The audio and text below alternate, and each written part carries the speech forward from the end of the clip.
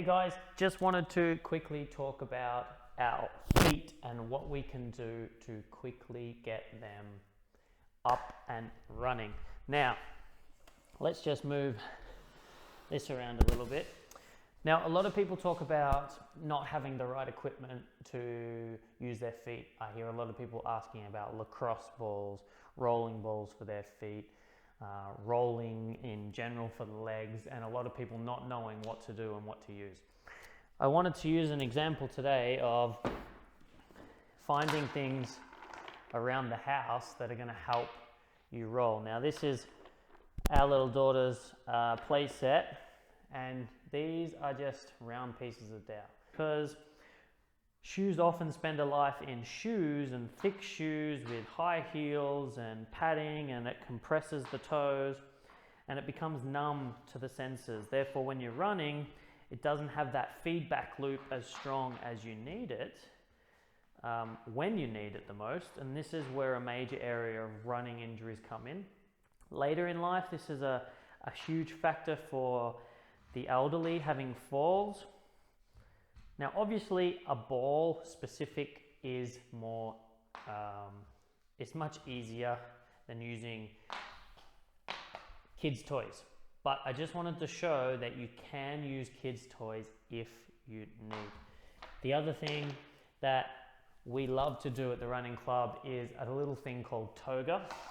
Now, our strength and conditioning coach, Federico, has 4 basic exercises that we follow. Love these exercises. First one, really simple, just opening the toes up. So if you can see there, opening the toes. I couldn't do this when I first started. Really just sort of opening the toes.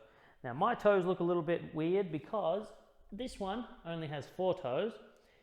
And as a tennis player who's had their feet crammed in their shoes running around for most of their life, I have a little hammer toe here on this side, so where my toes kind of bent up.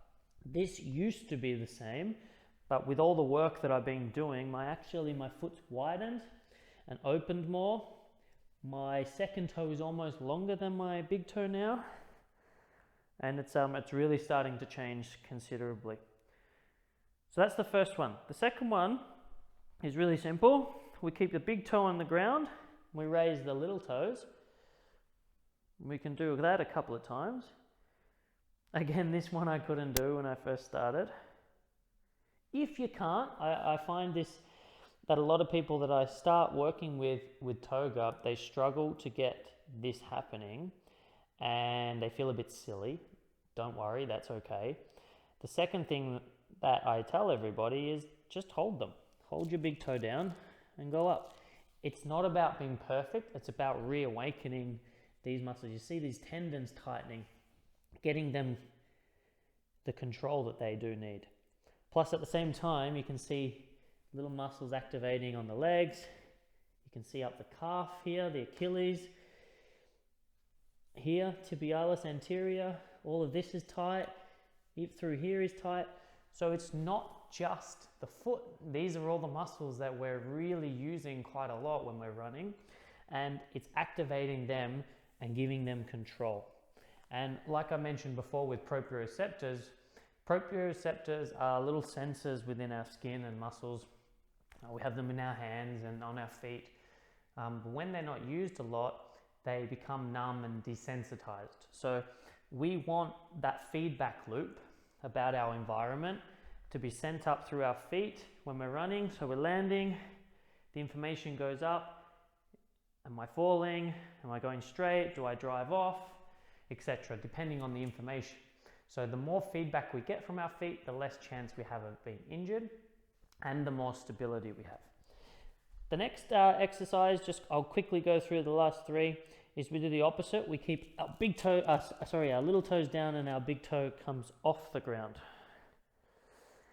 Now it's a little bit harder again for my left side just because there doesn't have that second toe anchoring, but it's still possible. And I go up and down and down. Awesome. Now this is your extensor hallucis, which basically means your big toe extensor. And that travels up here.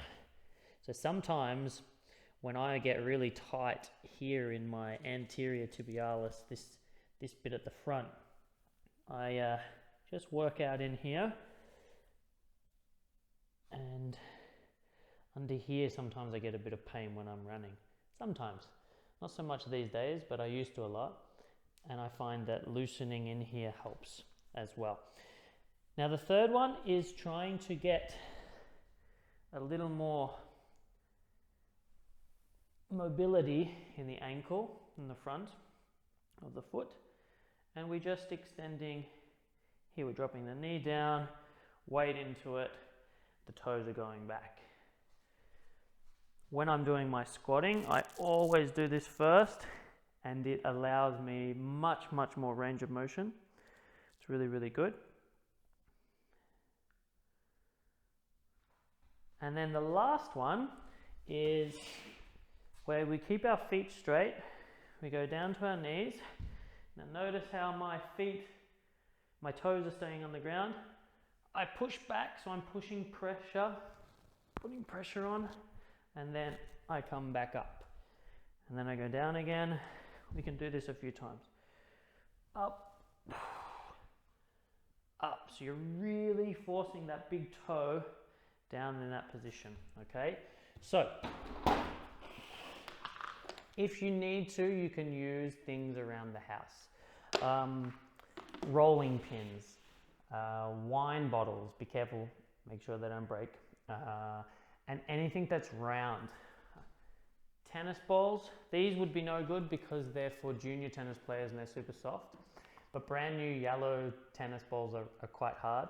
Golf balls, baseballs, softballs, they all work. Of course, we have the rolling one. This is a little bit big for your feet because the surface area is too much, but you can, of course, get the lacrosse ball. I don't personally have one because I do use all different things. I have a big piece of dowel that I walk on as well, and this is for the proprioception. So don't be afraid, try it. Wake up your feet every single day with some toga, and you'll notice the benefits straight away.